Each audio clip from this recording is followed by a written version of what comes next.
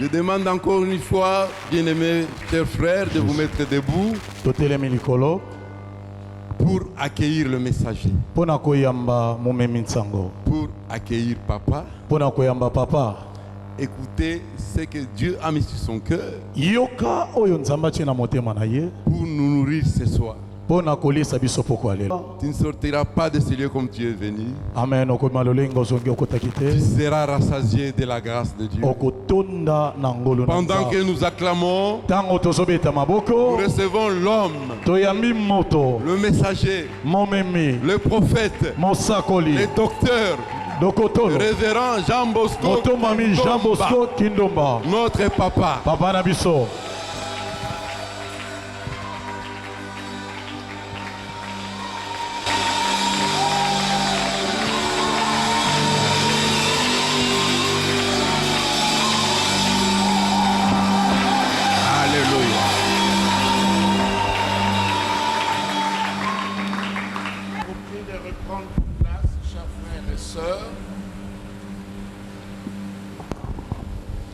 Je ne vais pas abuser de votre temps. Je tiens d'abord à dire merci au Seigneur de tout mon cœur. Je lui ai reconnaissant toute la gratitude qui jaillit de mon cœur pour avoir un fils comme Florie et comme fille le docteur.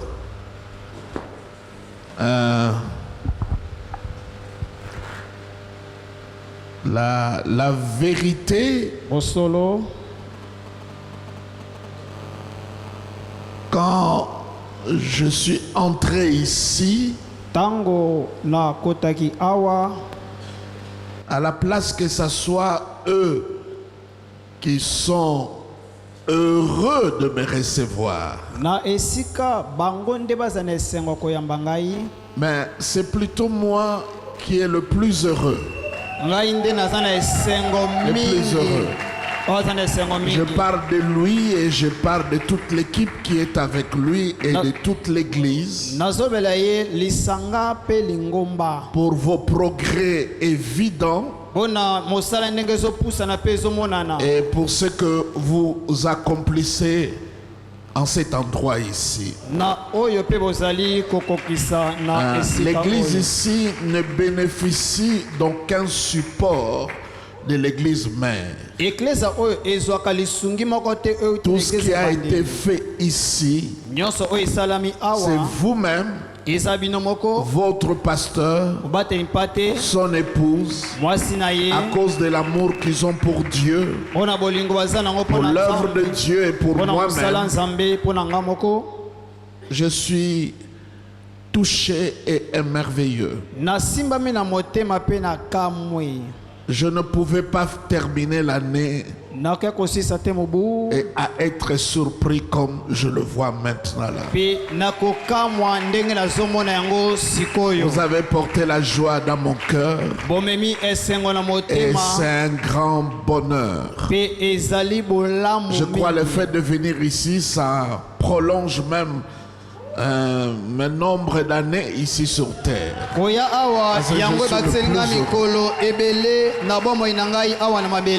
Amen. Et merci Florie, vraiment merci de tout cœur.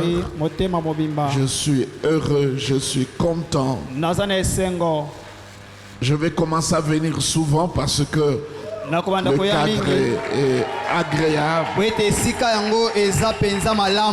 Nous aurons parfois nos réunions de la communauté ici parce que nous avons un bel endroit où nous pouvons nous réunir pour célébrer le Seigneur. Vraiment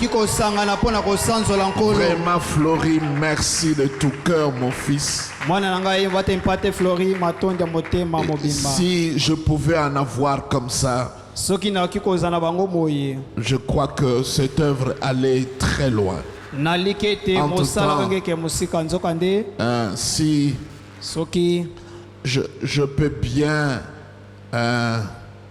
faire appel à ma mémoire, tu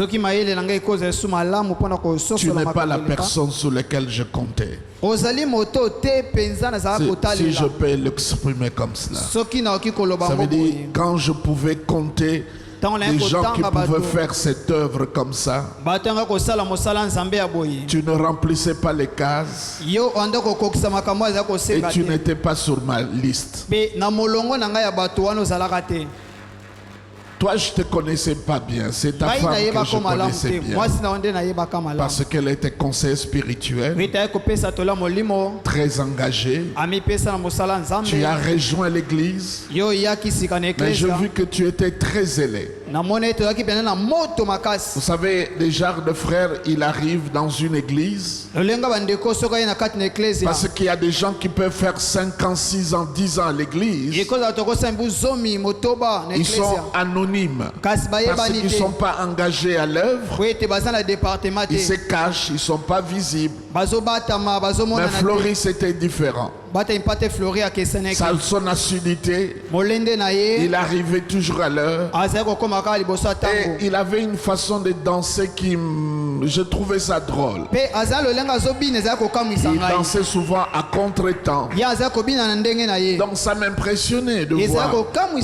Et un jour, je l'ai appelé, Donc lui, il est parti du haut de chair. Je ne l'ai pas appelé pour dire, mon fils, viens, commence une église. Non, viens, je dis, toi, je t'envoie là-bas, commence une église. Cela ne s'est pas passé comme ça avec lui. J'ai appris comme Pierre, Jésus-Christ l'a appris. Jésus arrive quelque part. Ses disciples l'informent et disent, il y a quelqu'un quelque part qui prêche en ton nom. C'est ça la joie d'un père. On me dit, mais toi tu es à Kauka. Il y a quelqu'un qui prêche là-bas. Quelqu'un qui répand le message. Et c'est ce qui se passe avec Floris et son époux. Ce n'est pas des gens envoyés, mais des gens qui ont pris la balle au bon, la prophétie et la parole, et ils les ont fait siens, et ils ont couru avec cela. Et chaque fois, ils venaient de temps en temps pour recevoir les instructions. C'est si j'avais des Floris comme ça depuis longtemps. On allait être partout ici, dans cette partie du monde, ici en République démocratique du Congo et partout. Donc Floris, rends-toi compte que quand on va écrire la biographie de l'église du sang précieux, tu auras une place de choix. Amen. Parce que la plupart des temps, des gens qui commencent l'église comme ça, après, ils enlèvent le nom de l'église, ils changent, mais toi tu es resté loyal. Et ça me touche. Et je suis le plus heureux et le plus content. Aujourd'hui encore, j'aimerais bien que chacun de nous puisse avoir son Floris. Et ça, c'est très bien. Donc, c'est un défi qu'il lance à vous tous qui êtes là. Qui sont là, qui s'assoient, qui attendent qu'on leur donne l'argent pour commencer une église. Mais ce n'était pas le cas pour lui. Je n'ai jamais donné un franc. Même pas $1. Si ce n'est que les messages, la couverture spirituelle et toutes les paroles que nous donnons. Donc, je suis content. Que Dieu vous bénisse. Et j'aimerais bien, avant de continuer, que lui et son épouse viennent ici devant. J'aimerais bien les bénir et par eux bénir toute l'église locale de Limete. Donc nous pouvons bien comprendre que c'est possible. C'est possible. Jésus-Christ n'a pas laissé l'argent à ses disciples. Il ne les a pas laissé un compte en banque. Jésus-Christ n'a pas laissé une structure élaborée. Il a enseigné ces gens durant 3 ans. Et il a envoyé le Saint-Esprit. Et il était sûr que le reste va se faire. Quand tu attends l'argent, quand tu entends ces choses, tu es en train de freiner la vision. Si on a l'argent, on pourra le faire. Mais la Bible dit au commencement Dieu. Il ne dit pas au commencement c'est l'argent.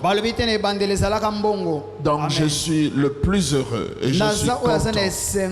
Je vais garder Florie et son épouse dans mon cœur toute la vie. Parce que ce qu'ils ont pu faire, c'est extraordinaire. Je ne le vois pas souvent dans le ministère. Parfois je me posais même des questions. Est-ce que Dieu m'a appelé à voir des extensions? C'est depuis longtemps que j'ai commencé cette œuvre et d'envoyer de frères de gauche à droite. Mais ça a toujours mal tourné. Entre temps, Dieu seul sait ma façon de travailler. Je ne viens pas m'ingérer sur ce qui se passe ici. Je n'appelle pas Florie pour dire fais ça, ça, ça, ça. Moi je sais que je les ai enseignés. J'ai mis en eux, n'est-ce pas, la parole de Dieu comme l'apôtre le dit. Je formais Christ en eux. Et pour moi c'est suffisant. Mais ce qu'ils ont fait réjouit vraiment mon cœur. Alléluia. Amen. Alléluia. Amen. Est-ce que vous pouvez vous joindre avec moi? Levez-vous s'il vous plaît pour que nous bénissons ces couples. Dieu puissant, Père éternel, au nom de Jésus, répands ta grâce sur Florie et sur le docteur, son épouse. Manifeste ta grâce, Seigneur. Mon cœur est dans la joie. Bénis-le, Seigneur, encore et encore, pour la gloire de ton nom. Au nom de Jésus-Christ. Amen. Que Dieu vous bénisse. Amen. Amen. Je vais vous donner quelques galettes de la parole de Dieu. Et comme je promis,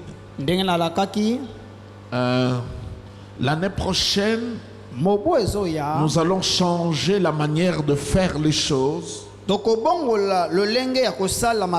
avec toutes nos extensions. Je pense que j'ai laissé trop de liberté. Il y a lieu maintenant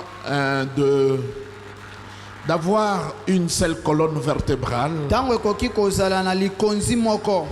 d'avoir quand même le regard sur ce qui se passe dans nos églises respectives partout, à Mwanda, à Lubumbashi et aux États-Unis, partout il y a nos églises. Il y a lieu de recevoir des lettres apostoliques, des instructions claires.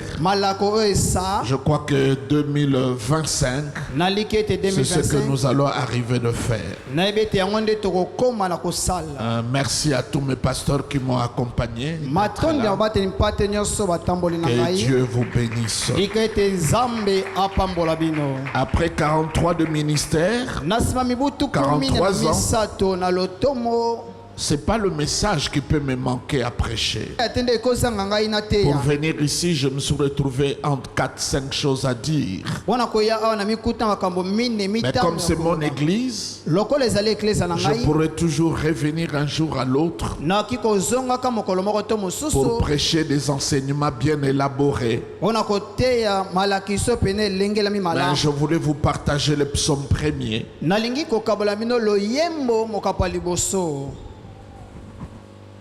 Lorsque vous lisez le psaume, c'est comme quelqu'un qui entre dans une galerie d'art où il y a des tableaux, mais bien aimés. Et quand vous entrez dans une galerie, les premiers tableaux sont les tableaux qui attirent, qui te donnent l'envie d'aller encore visiter. Et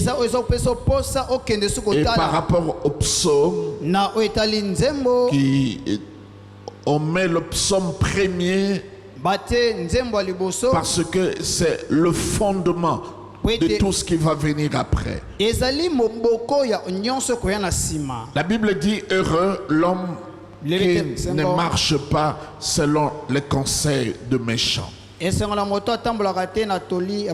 ce verset, il s'agit du bonheur. Il s'agit d'être heureux. Et bien aimé, nous ne devons jamais être dérangés d'avoir le bonheur. Être heureux, c'est la volonté de Dieu. Ecclésiaste dit ceci: si quelqu'un pouvait vivre 100 ans et qu'il puisse avoir beaucoup d'enfants, mais s'il n'a pas le bonheur, cet homme-là est plus malheureux qu'un avorton. Voyez un enfant qui devait naître, mais qui ne naît pas, qui meurt. Il dit cet enfant est beaucoup plus heureux un avorton que quelqu'un qui a plusieurs enfants et qui vit longtemps, plus de 100 ans, mais qui ne connaît pas le bonheur. C'est très touchant quand tu entends ça. Je vis 100 ans, je suis entouré de beaucoup d'enfants, j'ai des richesses, mais malheureusement, en dépit de tout ça, je ne suis pas un homme heureux. Donc, mes bien-aimés, le bonheur est très important. C'est la volonté de Dieu. Parce qu'il nous arrive parfois comme des chrétiens, on est comme des ascétistes. Ça veut dire le bonheur nous dérange. Être heureux nous dérange. Entre-temps, mes bien-aimés, Dieu nous veut heureux. Heureux dans ce que tu fais, heureux dans ce que tu es, et que partout où tu te trouves, tu vives le bonheur. Personne d'entre nous, à cette fin de l'année, voudra qu'on le souhaite de vœux de malheur.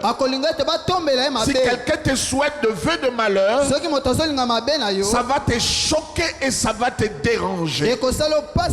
Tout le monde, mes bien-aimés sans exception, voudrait avoir les souhaits de bonheur, d'une heureuse année. Et ça pilule de partout des gens qui nous souhaitent d'être heureux. Ça peut être accompagné de la longévité, ça peut être accompagné de la prospérité, et ça peut être accompagné de beaucoup de choses. C'est comme ça quand tu lis le psaume, comme je l'ai dit, quand tu entres dans une galerie, le premier tableau qui nous est présenté, c'est le tableau du bonheur. Mais bien aimé dans le Seigneur, il y a un moment que Dieu veut que tu sois malheureux. Dieu veut que tu sois heureux. Et c'est un choix de la vie. Chacun doit choisir et de décider décidé d'être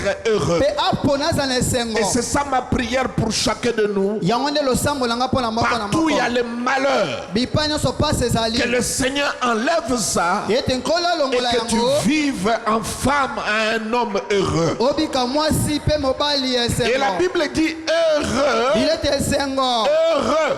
Ça commence par ça. Dieu nous veut être heureux. C'est comme ça dans le psaume 23. Il dit le bonheur et la grâce m'accompagnent. Donc même dans le psaume 23, lorsque tu as Dieu comme un berger, lorsque tu as Dieu comme un gardien, c'est lui que tu appartiens. Parce que la vie d'un berger dépend de sa brebis. S'il n'y a pas de brebis, s'il n'y a pas de cheptel, personne ne peut s'appeler berger. Donc il est berger à cause du troupeau. Et ce qu'il veut de son troupeau, et c'est le bonheur. Et j'aime bien la conclusion. Parce que quand tu lis le psaume 23, c'est la brebis qui parle de son berger. Quand tu lis Jean chapitre 10, où Jésus dit je suis le bon berger, là c'est le berger qui parle de sa brebis. Mais dans le psaume 23, c'est la brebis qui est en train de dire à d'autres brebis. C'est une déclaration de foi. C'est un témoignage. Regardez ce que mon berger est capable de faire. Ça veut dire il me conduit dans le vert pâturage. Lorsque je tombe, il me relève, il me restaure. Quand les ennemis viennent, lui il place devant moi une table et il fait déborder ma coupe de l'huile. Alors il s'est dit, mais je suis heureux avec lui. Il dit le bonheur et la grâce m'accompagneront et j'habiterai dans sa maison tous les jours de ma vie. Donc mes bien-aimés dans le Seigneur, tout ce qui vient troubler ton bonheur ne vient pas de Dieu. C'est que Dieu veut que tu sois heureux. Mais le problème c'est quoi? Chacun de nous définit le bonheur de sa manière. Pour l'un, le bonheur, c'est le fait de se marier. Pour un autre, ça peut être le fait d'acheter une voiture. Pour un autre, c'est le fait être bien entouré. D'avoir un bon carnet d'adresse. Pour un autre, le bonheur, c'est d'avoir beaucoup d'argent. Pour un autre, c'est d'avoir un bon travail. Ça veut dire, mes bien-aimés, 1000 personnes, 1000 définitions du bonheur. Donc dans ma démarche ce soir, je voulais vous donner le portrait du bonheur selon Dieu. Quand Dieu dit que quelqu'un est heureux, ça veut dire quoi? C'est comme ça que chacun de nous doit arriver à s'étalonner par rapport à ça.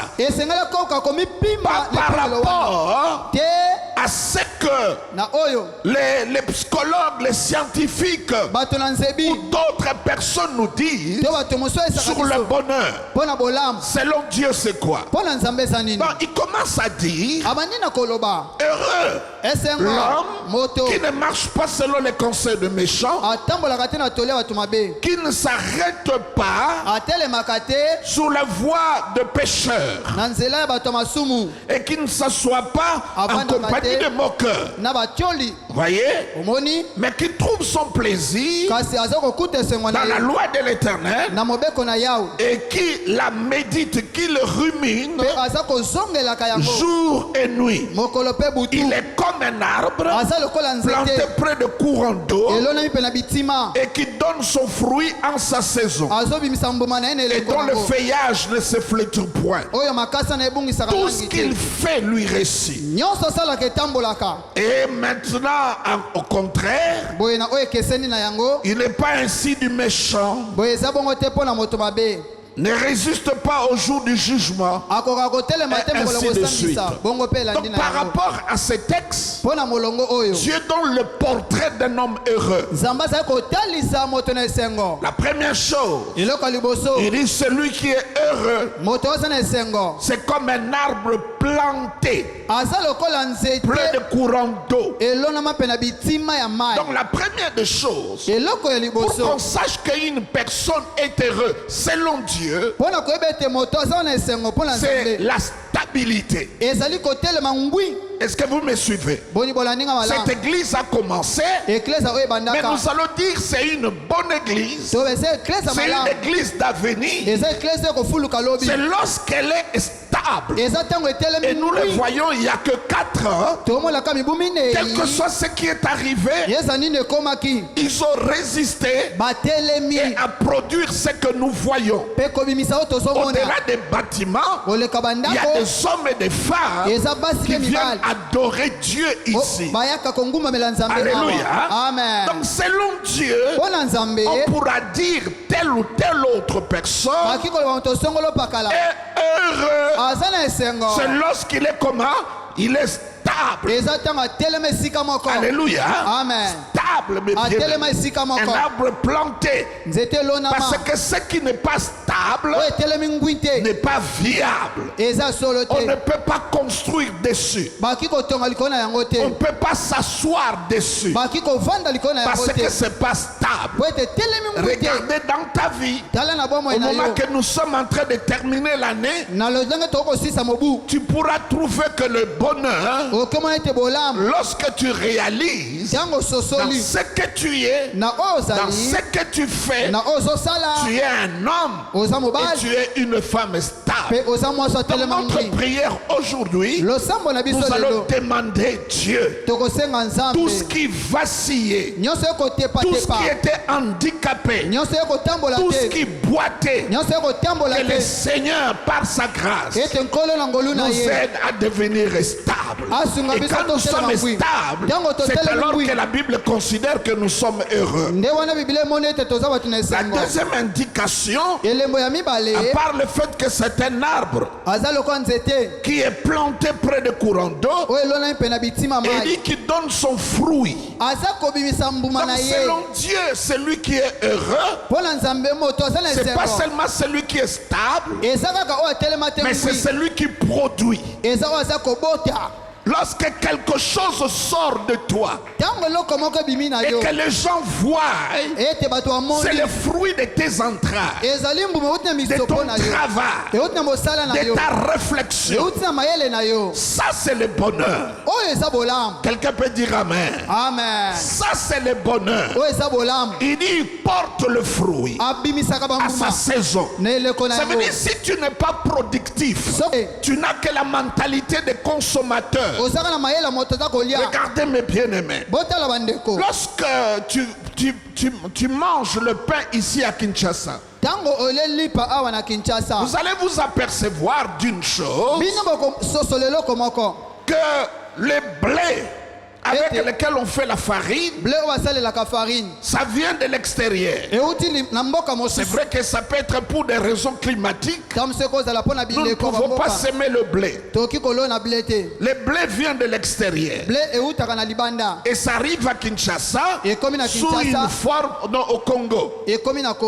Midema travaille sur ces bleus-là, ça devient la farine. Dans tout ça, il n'y a pas un Congolais. Et on voit la farine. Maintenant, eux-mêmes récupèrent la farine et ils font du pain dans leur boulangerie. Est-ce que vous comprenez? Nous sommes à la fin de la chaîne, juste pour consommer. Donc, dans toute toute l'étape de la production, nous ne sommes pas là. Vous savez, quand on dit un pays est pauvre, c'est pas que le pays n'a pas de richesses. Il a des richesses d'une manière potentielle. Mais la transformation, on appelle ça PIB. La production, c'est ça qui fait la richesse d'un pays. Vous ne produisez pas, vous êtes considéré comme un pays pauvre.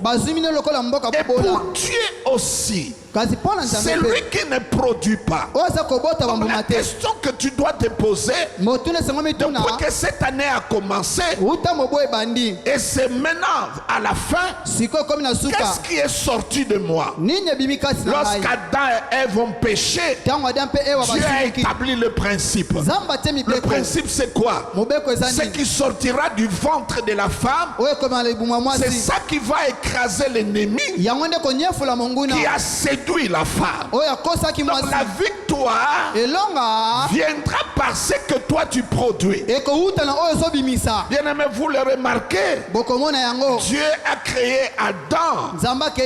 Lorsqu'il voulait Ève, Dieu avait la capacité de recréer une femme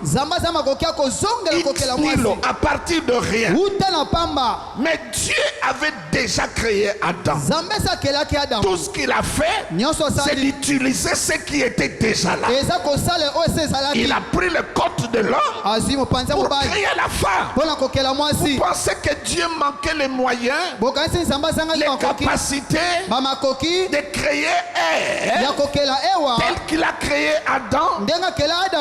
Non, il pouvait le faire. Mais Dieu a établi un principe.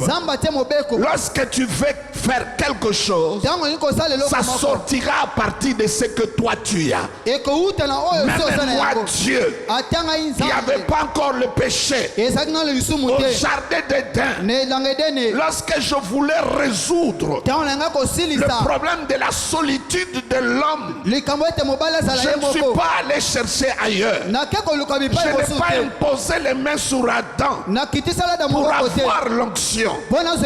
J'ai pris seulement ce qui était en lui pour répondre, pour résoudre son problème. Mais bien aimé, tel que tu es là, si tu n'utilises pas ce que toi tu as pour produire, tu ne peux pas être heureux. C'est comme ça je suis content de Florie. Je vais revenir ici cette année pour son ordination. Personne ne peut le contester. Est-ce que vous le comprenez, mes frères? Pourquoi? Parce qu'il a produit. Et en tant que père, je suis heureux. Ce n'est pas un consommateur des offrandes, des dîmes. Mais lui, il a produit. Il a fait sortir quelque chose de lui. Que ça soit petit ou ça soit grand, mais c'est déjà quelque chose. Donc pour Dieu, le portrait de celui qui réussit, c'est une personne stable, financièrement stable, relationnellement stable, spirituellement stable, émotionnellement stable, psychologiquement stable. Quand tu es stable comme un arbre planté, selon Dieu c'est la réussite. Et deuxièmement, c'est quand tu produis. Alléluia. Celui qui ne produit pas ne peut pas s'estimer heureux. Et quand nous parlons de produits, ça sort de l'arbre. Quand tu regardes un arbre, tu ne vois pas de fruits, mais les fruits sont là-dedans. Aussi longtemps que l'arbre va rester sur la terre et il va être arrosé, ça va libérer les automatismes de la production. Aussi longtemps que tu seras stable, il est stable, planté près des courants d'eau. Le courant d'eau c'est quelque chose d'invisible. Ta spiritualité, ta vie de prière, prière, ta vie dans la lecture de la parole. Bien-aimé, quand tu restes planté à ça, ça libère les automatismes de la production. Avez-vous déjà vu un arbre qui souffre pour produire? Est-ce que vous avez vu un arbre s'entrelacer, les branches qui s'entrelacent? Non, ça tire la sève de la racine et les sèves entrent dans le branche et ça produit. Donc, mais bien-aimé, tu es stable dans la parole de Dieu. Tu es stable dans la spiritualité. Tu as tes rendez-vous de prière, de jeûne, que tu respectes. Quels que soient les embouteillages, si c'est le jour du culte, toi tu es un arbre, tu as besoin d'être irrigué, tu as besoin d'être arrosé, tu es là, tu vas produire sans se rendre compte, produire des résultats. Ça ne sera pas quelque chose de fort, ça sera automatique. Jésus a dit quelque chose.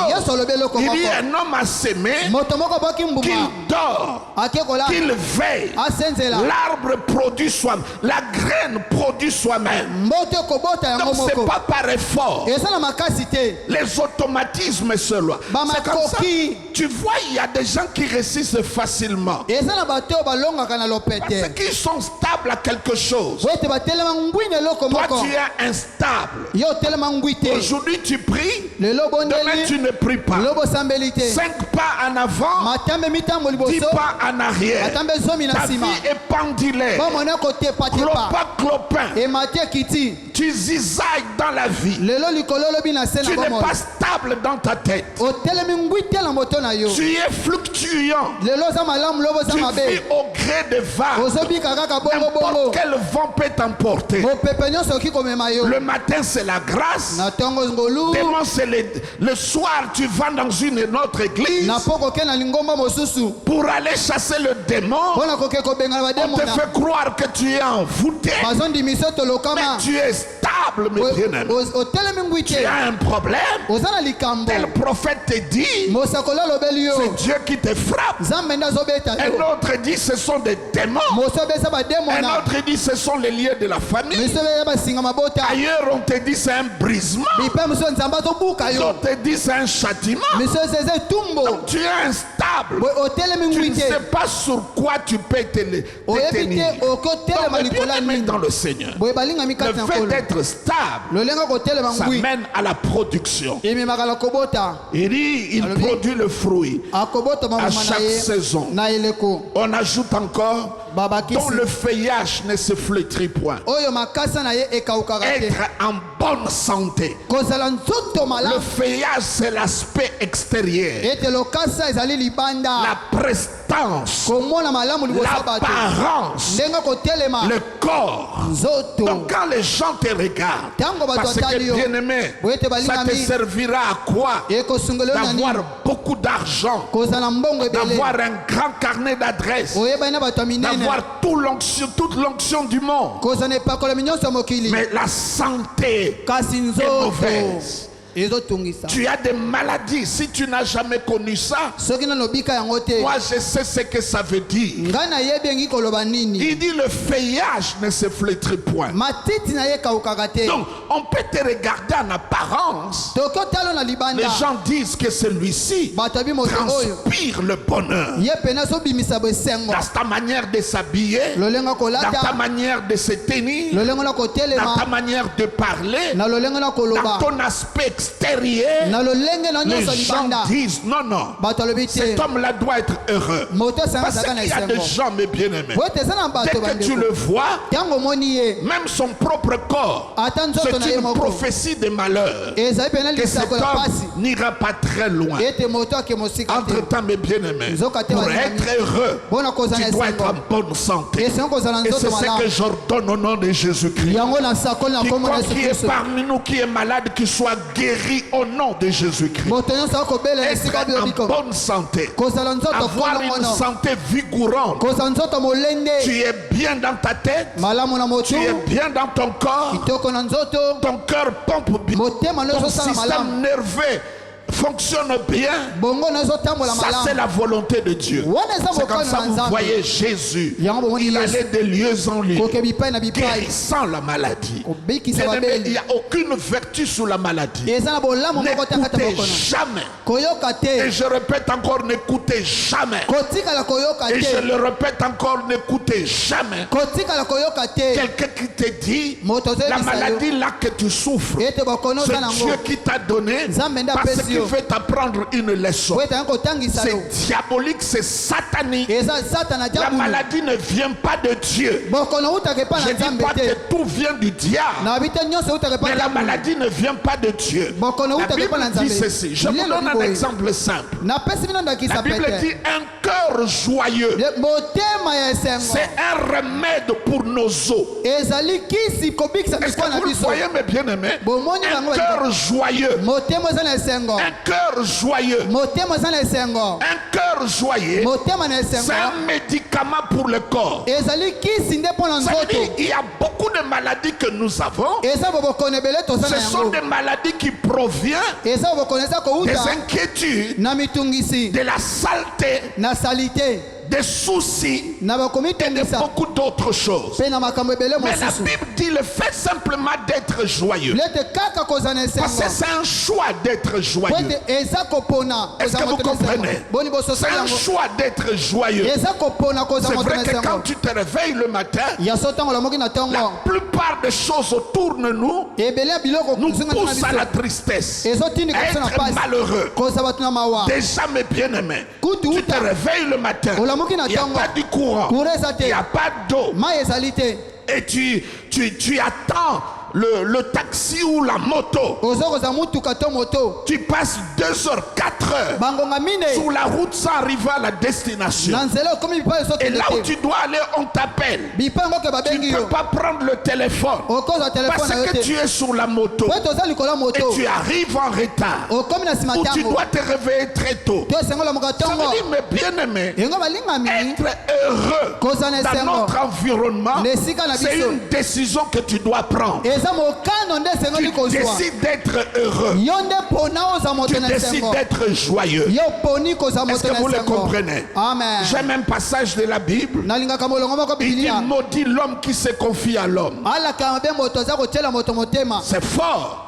Et cet homme-là dont on parle, c'est pas quelqu'un d'autre, toi-même. Tu te maudis toi-même. Il dit maudit celui qui se confie à l'homme, qui ne place pas sa confiance à l'éternel. Donc la Bible veut nous dire les deux ne peuvent pas aller ensemble. Tu mets la confiance en toi-même, aussitôt, mes bien-aimés, tu ne pourras pas mettre confiance en Dieu.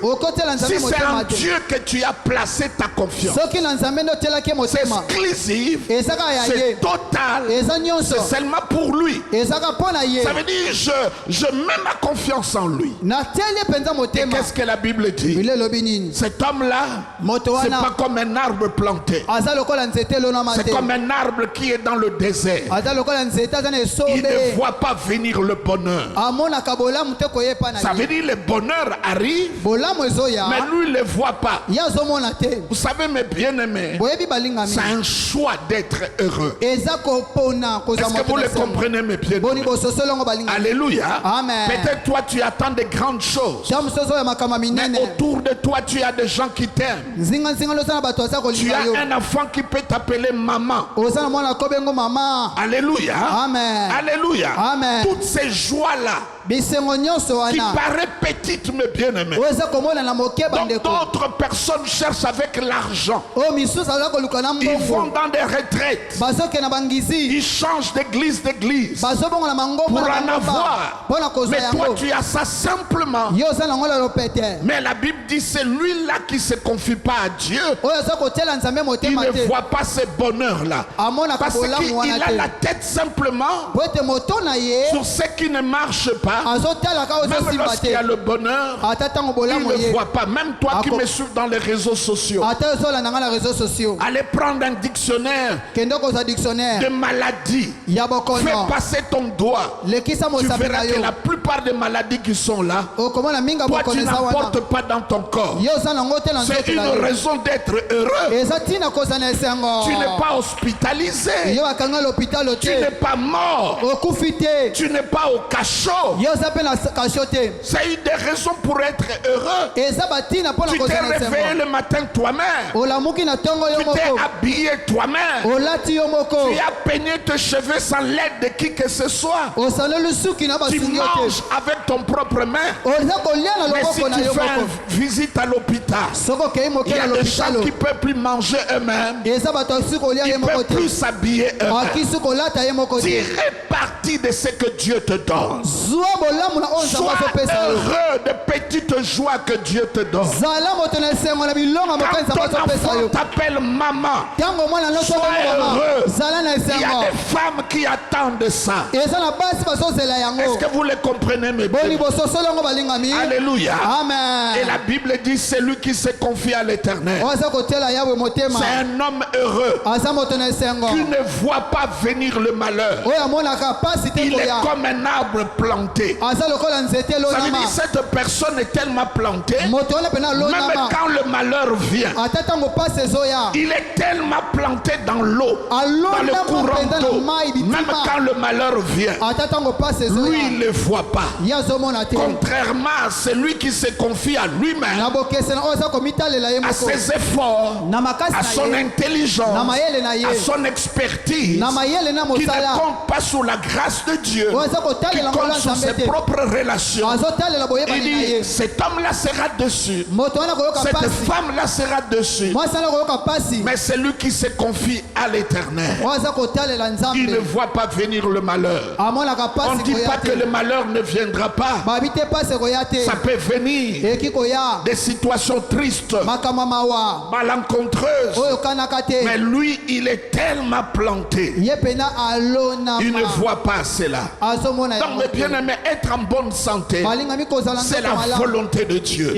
C'est comme ça vous voyez des gens comme Naaman, cet officier de l'armée de Syrie, lorsqu'il a su que sa guérison était à Samarie, il a quitté la Samarie. Est-ce que vous comprenez mes bien? Quand il s'agit de ta santé, tu ne peux pas les déroguer, tu ne peux pas les déléguer à quelqu'un d'autre.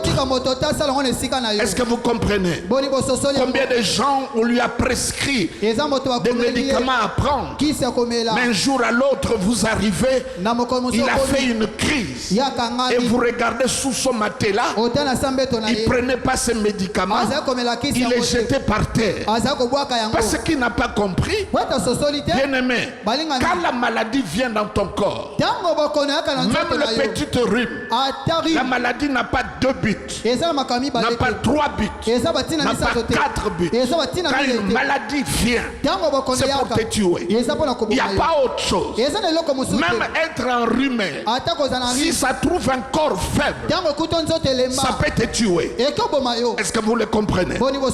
Mais ici il dit, c'est lui qui est heureux, c'est celui dont le feuillage ne se flétrit point. Ça veut dire quand tu le regardes de l'apparence, il est fort, il est robuste. Est-ce que vous le comprenez? Mets-toi au sport, mange équilibré, enlevez tous les bisbis de la vie dans ta tête, sois aéré. 2024 est passé. Dieu te donne la grâce d'aller jusqu'à l'année prochaine. Croquez cette année-là. Vivez cette année. Tutoyez l'année. Parce que Dieu te l'a donné. Et nous pouvons l'acclamer. La dernière chose, il dit la personne qui est heureuse, tout ce qu'il fait lui réussit. Tout ce qu'il fait le récit. La réussite. Alléluia. Amen. Amen. C'est le bonheur.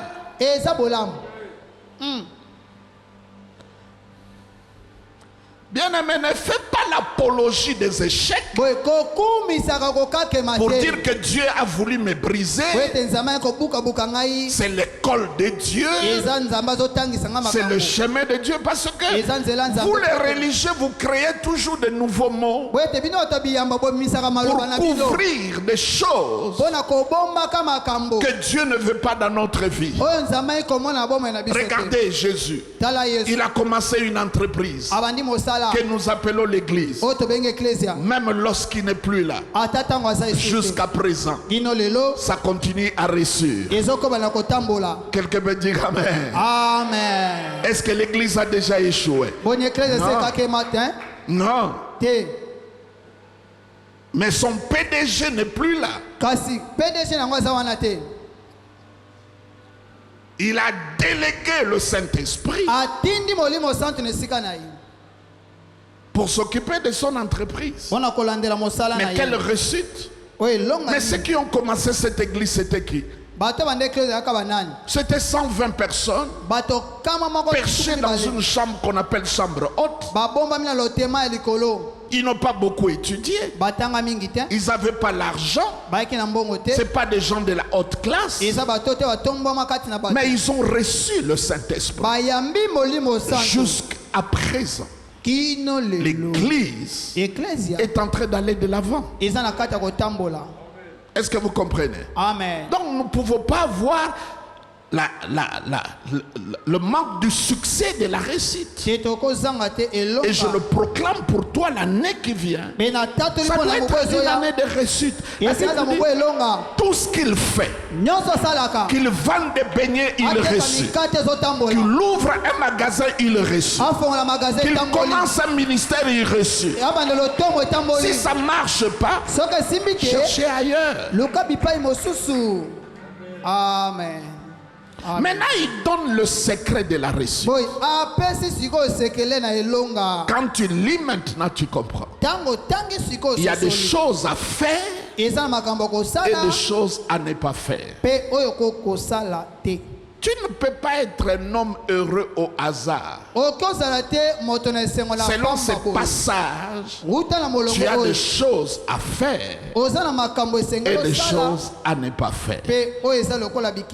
Je vous donne ce message pour deux raisons. Nous sommes à la fin de l'année et tu as une année à carte blanche devant toi, 2025.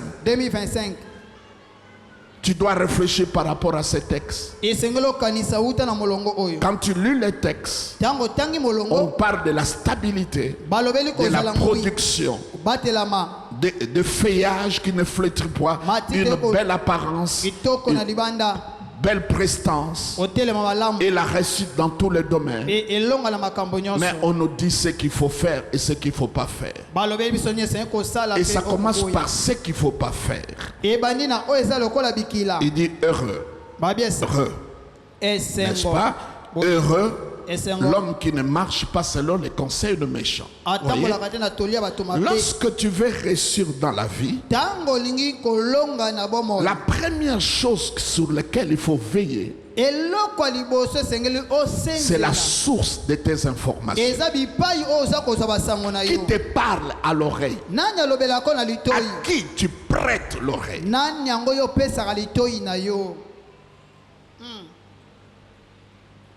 Parce qu'on ne s'assied pas en conseil de message. Ça veut dire, pour que quelqu'un soit ton conseiller, c'est quelqu'un à qui tu prêtes l'oreille, qui te parle. Maman, ça c'est le choix qu'il faut faire. Tu ne peux pas réussir lorsque, mes bien-aimés, ta source d'information est mauvaise. C'est comme ça, vous voyez, dans un pays, lorsqu'il y a coup d'État, deux choses que les gens qui ont fait le coup d'État font. C'est d'abord la radio et la télévision. Et après l'aéroport. La porte d'entrée et la porte de l'information. Est-ce que vous comprenez? C'est là où ils viennent lire leur communiqué. Et dès que le communiqué est lu, ils disent la constitution est caduque et tout ça. Mais la plupart d'entre nous, c'est TikTok, c'est toutes ces choses. Tu as des mauvais amis. Tu es accompagné mal. Des gens toujours qui viennent te dire des choses qui te découragent. Et tu dis Azapir Ngai. Azapir Ngai. Mais regarde, tu ne peux pas être heureux lorsque tu ne changes pas ta source d'information. Qui est la source de tes informations? Est-ce que vous comprenez mes bien-aimés? Je vous parle de ce qui est écrit. Je ne vous parle pas comme un motivateur. Je vous parle de ce que mon père dit par rapport à la réussite.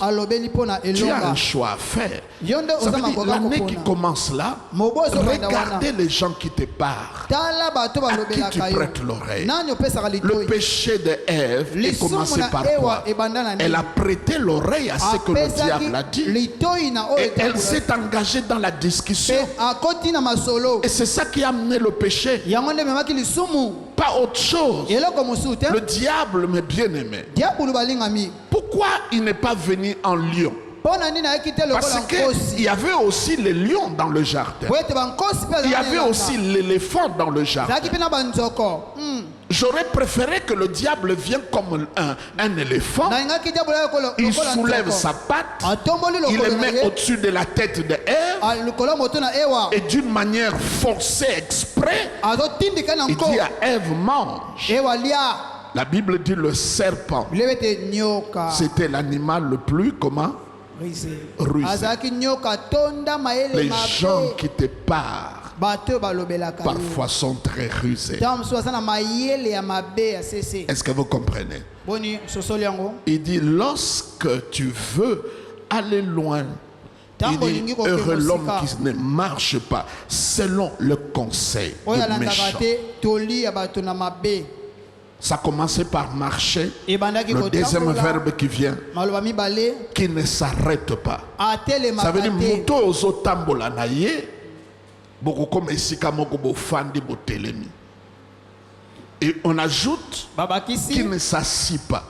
Donc et banda ki na ko tambola ba telemi longo sima basali nini ba fandi. Alors tant ba fandi Bible lobi qui ne s'assit pas en compagnie de moqueurs. Donc les mêmes personnes qui t'ont mal conseillé, c'est eux qui vont commencer à se moquer de toi. Tu ne peux pas réussir lorsque tu ne changes pas ta source d'information. L'année vient de terminer. Quels sont les livres que tu as lus? À part la Bible.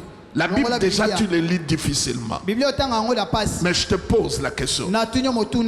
Si on va sur le chevet, sur ton chevet, quel est le livre qu'on va trouver? Dans ton sac, est-ce qu'on peut trouver même une brochure?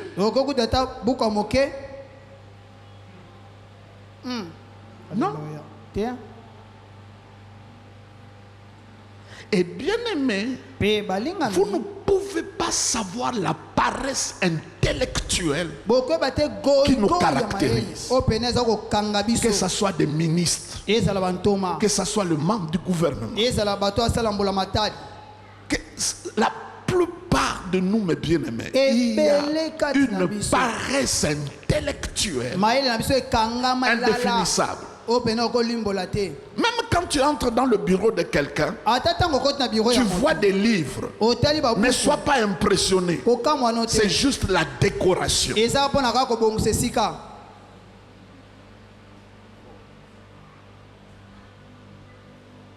Nos jeunes filles, est-ce que vous lisez encore?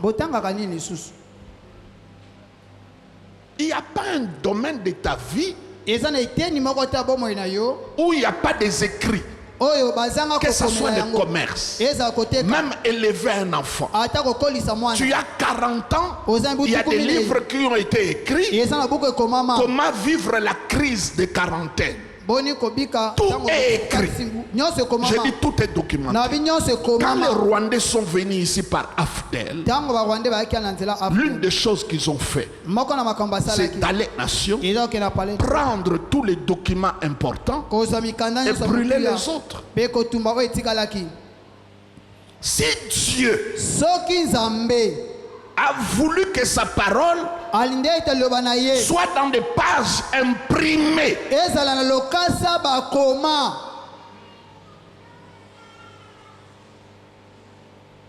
ce qui n'a tout ni livre ni nos autant à Mikolo, exacté.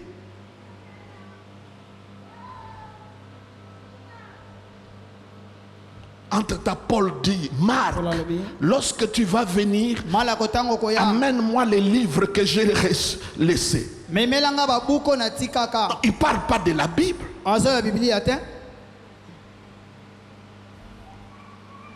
Non.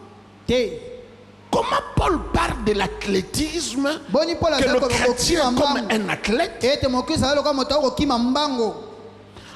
Vous savez, comment Joseph est devenu premier ministre en Égypte? Comment il a jugulé la crise?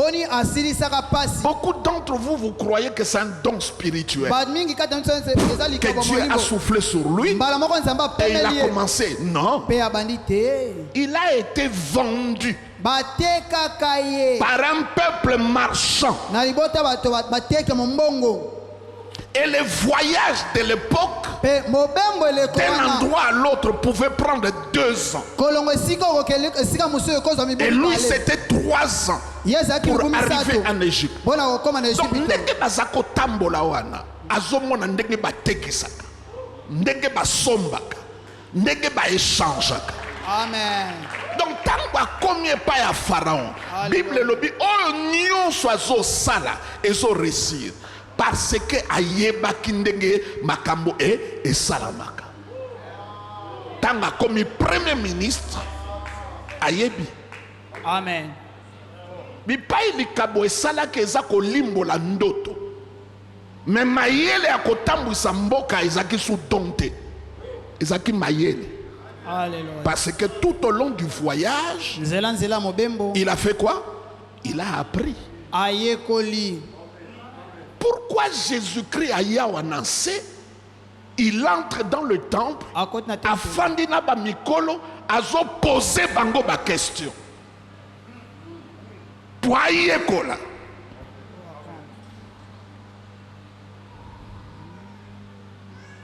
Maria Lukiena Joseph, bamone afandi na temple durant 3 jours, azo tuna bakolo mituna. Poser des questions.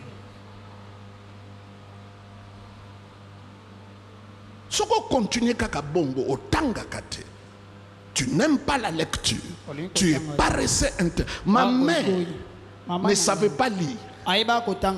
Mais chaque fois on prêchait à l'église, elle retenait le passage. Il demandait aux frères de lui écrire le verset. Et quand il venait à la maison, on lisait. Mais elle est morte en lisant sa Bible. Vendez ton bijou. Va dans une école. Ça va te servir.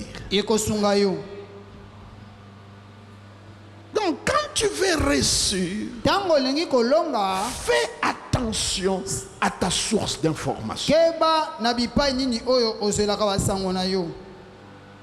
Amen.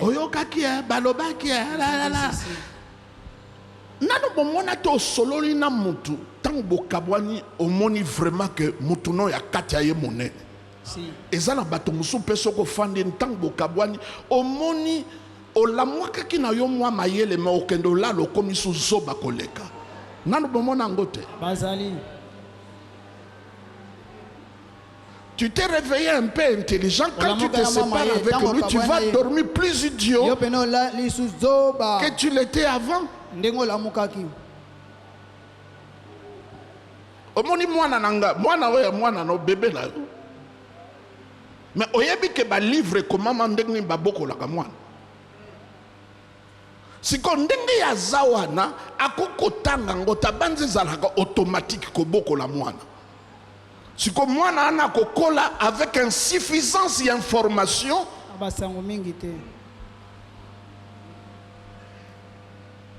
parce que tu oses croire que c'est la science diffuse. Et ça n'a pas makila.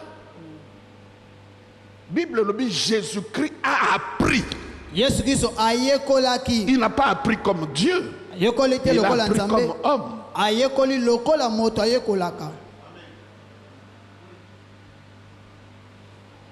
Bino bokanisi bamboka lokola biso. To bandi kotanga anglais na seo. Ti papa to komi na 6e to lobakate. Mais moutake 6 mois en école de langue à l'obi en anglais. Si ko basalango pona nini? Pona ba point. Pona ba point. Bino bokanisi mboka lokola biso bo elanga eza tango yo batu. Faut pas que les classes biso to kende ke vacances. To tanga kana période ya moi makasi pe mbula. Si ko tango ya malili o mutu eza bien et bongi ba classe za la kofunga biso to ke kopema. Si ko belge tchakango parce que période wana ye eza été. Faut que na mboka na ya kendo pema. Banda kende ti le loto changer côté. Bomoni ozui balabala kasavo comme na pongabi. Tu okene na ville ezaka sens unique. Mundela sala ki yango ponani. Po musenzi soka koti na bokasa. Tangba sisi musala abimi siko na kasavo azonga lisusu te. Banda kende ti le sens unique. Donc il y a un problème. Vous me dites que ça a un problème. Si, daddy. Ça a un problème. Oui. Moni. Lobana moninga. Nani oyo pesa kalitoi. Tunaena. Nani alobela kayo nani. Ye mutako déterminer réussite na yo pe échec na yo. Bino bobanzine muta longwe na mboka ake na campus tongo nyonso la moke afandi bateye première année, deuxième année, quatrième, cinquième, sixième, septième a commis médecin a koko passo la montre pona nini apesa ki kaka nini li toy ba commissaire o yazala kite ya muta mboka o yazala ki a commis médecin chirurgien juste parce qu'il a fait quoi? Il a prêté l'oreille. Pour nani ni bino siko l'église bochaka litoyi mais bokoma ke lokote. Pour monter que na campus au bout de 5 ans comme économiste et juriste mais yo sali 5 ans l'église même litoyi même ban mokoma ke lokote. Rien. Donc balobi que quand tu veux réussir fais attention à la source de tes informations. Donc il y a des choses qu'il ne faut pas faire. Maintenant, ce qu'il faut faire pour réussir, il dit il trouve son plaisir dans la loi de l'Éternel. Donc il aime tellement la parole de Dieu, il les savoure. C'est délicieux pour lui. C'est gastronomique.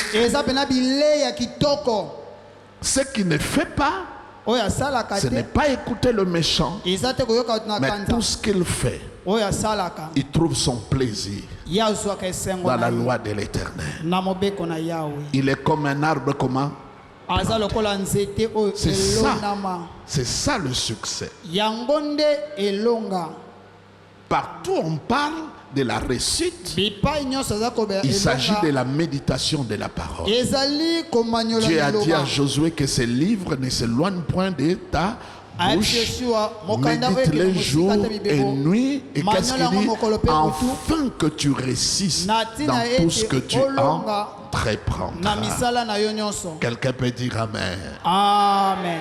Là où il y a la réussite, ce n'est pas le démon d'échec qu'il faut chasser. Il faut faire quoi? Il faut méditer. Méditer, ça veut dire quoi? Quand tu as lu, Vous savez, comme je vous ai parlé, demain matin quand tu te réveilles, tu marches avec une image d'un arbre planté, qui a de feuilles, qui porte de fruits. C'est ça méditer. Méditer, ça veut dire donner les images à quelque chose. Est-ce que vous comprenez? C'est ça la réussite. Donc nous reprenons, mes bien-aimés. Nous parlons réussite. Quand quelqu'un est stable, quand il est productif, quand il est en bonne santé, il a de peps, il a la prestance, quand aussi, mes bien-aimés, tout ce qu'il fait le réussit. Et quand il a décidé de changer la source de cette information. Lorsque la parole de Dieu devient la source de tes informations, tu en trouves le plaisir. Tu vas être comme un arbre planté près de courant d'eau. Que Dieu vous bénisse.